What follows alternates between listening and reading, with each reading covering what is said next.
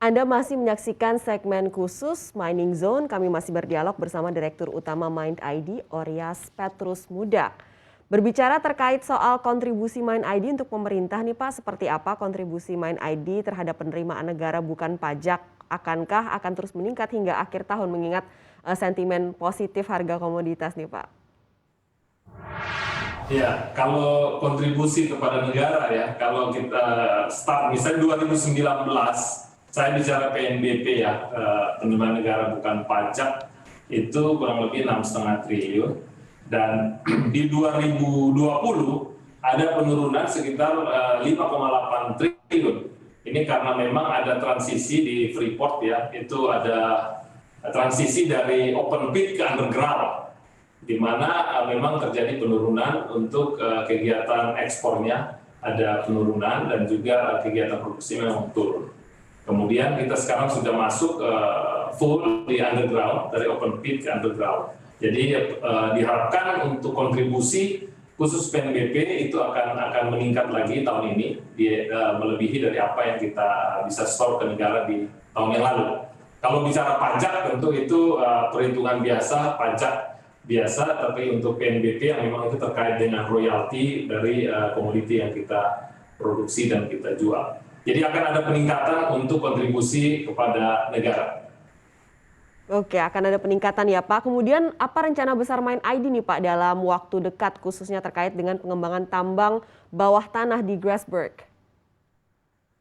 Kalau untuk pengembangan tambang bawah tanah ya sekarang ini memang terus dilakukan pembangunan di sana untuk terowongan bawah tanah ya. Terakhir saya keluar dari Freeport itu tahun lalu itu sudah sekitar 700 km ya terowongannya. Sekarang saya pikir udah mendekati 1000 km terowongan di bawah tanah di Grasberg. Jadi open pit-nya sudah selesai, kemudian untuk underground it goes as planned ya.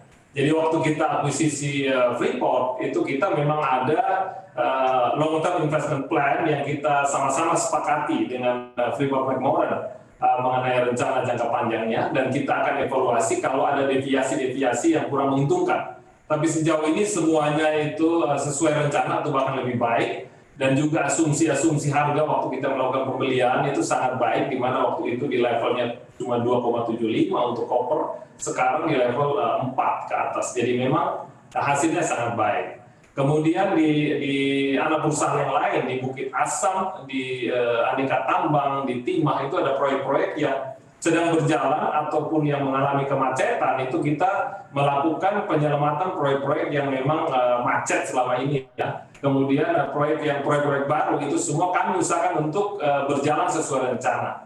Tentu ini semua tidak lepas dari dampak COVID-19 yang kita sama-sama alami, di mana proyek-proyek ini mengalami kemunduran sekitar 6-9 bulan untuk proyek yang sudah harus masuk secara fisik. Tapi kalau proyek yang masih dalam tahap engineering design itu semua masih going as planned, sesuai rencana semua. Oke, sudah disinggung juga nih soal pandemi ya Pak. Di tengah tantangan pandemi ini, tata kelola bisnis tambang minerba ini terus mengalami tantangan. Bagaimana sih Pak strategi Mind ID untuk mempertahankan tata kelola bisnis yang sesuai dengan good mining practices, dan apa saja Pak tantangannya di tengah pandemi seperti saat ini Pak Oryas? Kalau buat perusahaan tambang ya, yang paling penting dan yang utama adalah faktor safety.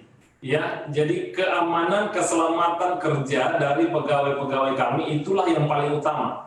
Jadi kalau kita membahas itu bukan bahas angkanya dulu, angka bottom line berapa, tapi berapa tingkat kecelakaan, keselamatan kerja, itu yang dibahas. Jadi kita mau mendapatkan bottom line dengan zero accident. Targetnya kan seperti itu, zero fatality. Nah kita memperhatikan betul cara beroperasinya kita, sehingga tidak ada kecelakaan-kecelakaan yang berarti ya yang terjadi di lapangan. Nah salah satu dari faktor yang saat ini mendunia adalah faktor COVID-19. Dan kami berusaha keras untuk semua karyawan dan keluarga dan juga tenaga ahli daya yang berinteraksi dengan kami itu terlindungi dari COVID-19 ini. Jadi untuk kegiatan protokol kesehatan jelas Di awal-awal banyak yang masih menolak ya dengan berbagai alasan, tetapi sekarang kami bisa melihat bahwa semua bisa menerima pelaksanaan vaksin. Dan vaksin itu sekitar 90% dari kurang lebih 86.000 orang karyawan dan keluarga yang berada di bawah Mind ID ini sudah divaksin ya, 91%. Kemudian sisanya itu vaksinnya sudah tersedia, tinggal tunggu jadwal untuk vaksin kedua. Jadi vaksin kedua itu ada sekitar 7-8% lagi untuk vaksin kedua. Sudah lebih dari 91% yang sudah selesai divaksin. Jadi semuanya siap untuk pelaksanaan pekerjaan sendiri bagi yang pekerja yang di bidang administrasi itu tidak wajib untuk ke kantor. Ya, kita WFH sesuai dengan perkembangan dari PPKM yang ditetapkan oleh pemerintah. Jadi kami taat dengan apa yang sudah ditetapkan pemerintah, dan juga misalnya Antam dan Inalum itu menjadi ketua Satgas Bencana ya untuk penanggulangan bencana di Kalimantan Barat, Sumatera Utara ya, wilayah-wilayah operasi mereka. Jadi kami sangat concern terhadap dampak kesehatan bagi karyawan dan juga keluarganya, termasuk tenaga alih daya yang memang bekerja di Mind ID. Pak Oryas, salah satu hal yang menjadi perhatian juga pada saat ini adalah sektor batu bara nih Pak, yang mendapat perhatian besar di tengah fokus dunia untuk masuk ke era green energy ataupun juga zero carbon. Nah, kalau menurut Anda Pak, seperti apa sih peran dari Mind ID ini untuk mensukseskan target ini Pak? Dan terkait gasifikasi ini sudah sejauh mana prosesnya dan bagaimana visibility-nya secara bisnis nih Pak Oryas? Ya, khusus mengenai batu bara ya, semua melihat bagaimana kita bersikap terhadap batu bara. Kondisi sekarang memang demand terhadap batu bara masih tinggi, ya, karena kita lihat harga sampai menyentuh atau melampaui $150 per ton yang nggak pernah terjadi sebelumnya ya. Biasanya itu dia sekitar 70, 80 atau bahkan sempat terendah di level $50 ya. Sekarang ada levelnya di atas 100. Nah, dengan kondisi sekarang di mana demand untuk batu bara untuk konsumsi dalam negeri pun masih ada, karena kita tahu pembangkit kita masih membutuhkan batu bara. Nah, target untuk zero emission dan zero carbon itu kita ikuti kebijakan pemerintah untuk mencapai level itu di 2060. Kita bisa mungkin mempercepat ke 2050. Nah, dari kami sebagai holding company, kami memonitor rencana-rencana besar yang dilakukan di level Bukit Asam. Jadi mereka bergeser dari sekedar produsen batu bara menjadi perusahaan energi. Mereka sudah mulai masuk ke pembangkit ya, kita tahu PTBA masuk di Sumsel 8. Kemudian PTBA juga masuk di energi baru terbarukan, masuk ke solar cell, kemudian mengenai gasifikasi, rencana downstreamnya dari gasifikasi sedang berproses karena ini ada 3 pihak ya.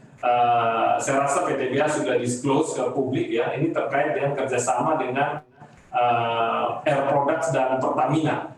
Dan ini tentu memberikan penghematan ya. Jadi DME yang akan dihasilkan itu setara kurang lebih dengan 1,4 juta ton LPG.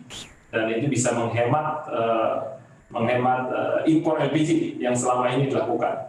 Jadi downstream dari batu bara kami perhatikan dan kami mendorong supaya pemakaian untuk DME jangan hanya 6 juta ton ya. Harus lebih besar lagi, ya, 6 juta ton menghasilkan 1,4, ya kita tambah lagi kalau memang memungkinkan.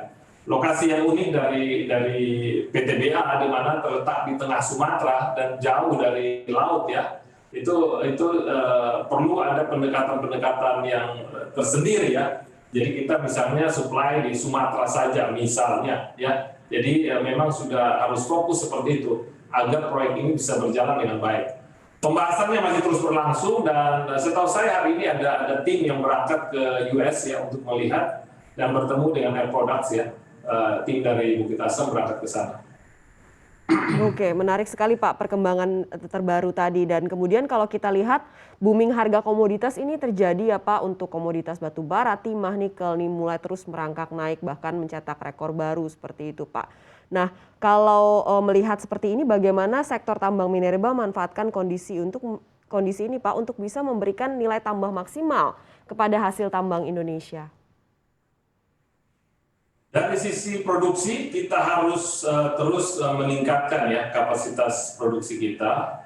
Tingkat produksi kita memang harus meningkat. Tetapi di sisi lain kita juga harus ada kegiatan eksplorasi untuk menjamin ketersediaan dari reserve kita. Cadangan kita harus ada juga. Ya, jadi minimal itu berapa yang diproduksi itu yang didapat dari hasil eksplorasi kita. Jadi disitulah yang menentukan umur dari tambang. Jadi kalau kita cuma menghasilkan produksi tanpa ada tambahan dari eksplorasi, kita akan mengurangi usia tambang. Itu satu. Yang kedua, mengenai harga. Harga kita harus melihat bahwa harga ini tidak selalu akan begini. Kita pernah mengalami downturn, jadi harganya turun di bawah ekspektasi. Nah, karena itu apa yang bisa kita kendalikan terkait dengan biaya, kita harus kendalikan biaya kita. Jadi tetap hidup biasa saja ya. Hidup jangan seperti ini, zaman harga meningkat jadi kita pesta pora. Tidak begitu ya.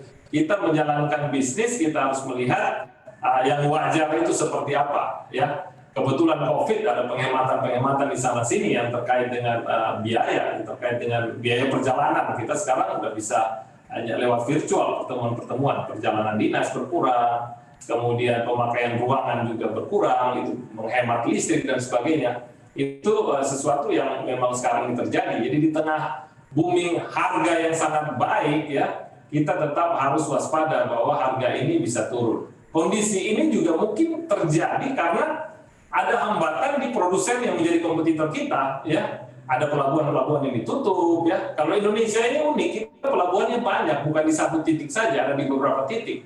Area lokasi kita 18 provinsi dan rata-rata semua punya pelabuhan. Jadi pintu keluar kita itu ada sebanyak itu kurang lebih lah ya.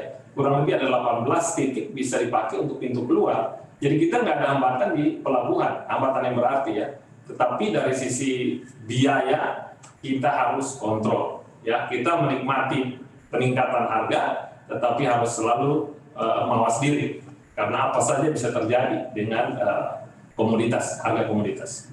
Iya, tidak boleh terlena ya Pak, hilirisasi tetap harus diupayakan. Bagaimana Pak target dan perencanaan pembangunan smelter di Indonesia saat ini? Kemudian nantinya akan ada berapa smelter Pak yang dioperasikan grup Mind ID? Kalau untuk smelter ya, kita ada yang baru, ada yang setengah jalan, ada yang hampir jadi. Ya. Jadi kalau yang baru dibangun ya itu yang terkait dengan smelter di Freeport yang terkenal. Semua orang mau tahu itu smelter di Freeport seperti apa. Pembangunannya jalan, tentu hambatannya dialami semua ya terkait dengan COVID kemarin, pergerakan orang, datangnya equipment ya, alat-alat berat yang dibutuhkan, kemudian peralatan smelternya sendiri itu memang mengalami gangguan karena memang kondisi COVID ya. Jadi smelter di Freeport. Kemudian ada smelter alumina. Ini memproses boksit menjadi alumina di Mempawah, Kalimantan Barat. Ini juga pergerakannya masih di level sekitar 11% dari rencana.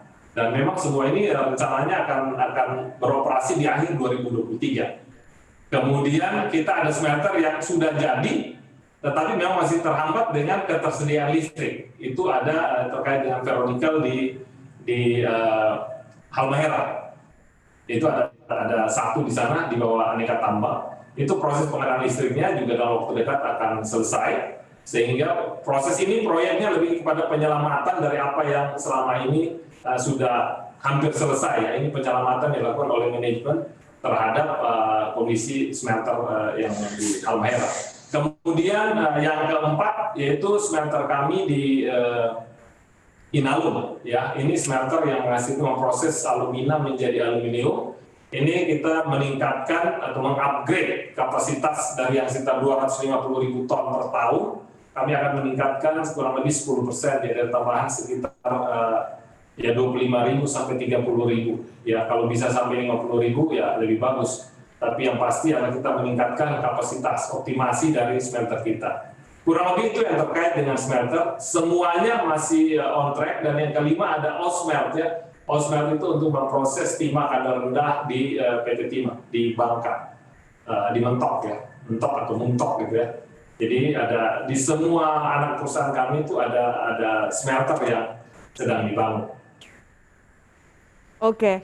Terima kasih Pak Oryas Petrus Mudak sudah bergabung bersama kami selaku Direktur Utama Mind ID. Sehat dan sukses selalu Pak. Untuk informasi lebih lengkap dan berita terkait, jangan lupa klik link di deskripsi. Install juga aplikasi CNBC Indonesia di App Store maupun di Play Store dan please subscribe ya guys.